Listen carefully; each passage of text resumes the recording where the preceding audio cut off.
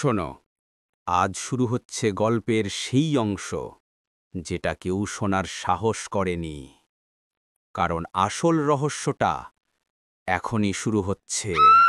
কিশোরী ভূতটি ধীরে ধীরে বলল, আমাদের মুক্ত কর, নইলে তুইও বন্দী হয়ে যাবি। রাহাত হতবাক হয়ে যায়। ভূত মেয়ে তাকে ইঙ্গিত করে ডায়েরির ভেতরের কিছু লেখা পড়তে। সেখানে লেখা, শালবনের রক্ত থামাতে হলে আমাদের স্মৃতি মাটির তলায় লুকিয়ে রাখতে হবে। এদিকে গ্রামের মানুষ লক্ষ্য করেছে রাহাত সারা রাত বাড়ি ফেরেনি। ভোরের আলো ফোটার সময় কয়েকজন গিয়ে দেখে বনের ধারে পড়ে আছে রাহাতের শার্ট, মাটিতে লাল দাগ, যেন রক্ত অথবা দম বন্ধ হওয়ার চিহ্ন। গ্রামের সবাই ভয় পেয়ে যায়। ও কি বেঁচে আছে, নাকি আত্মারা ওকে টেনে নিয়েছে?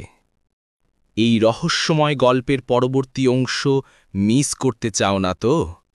এখনই সাবস্ক্রাইব করো আর বেল আইকন চাপাতে ভুলো না।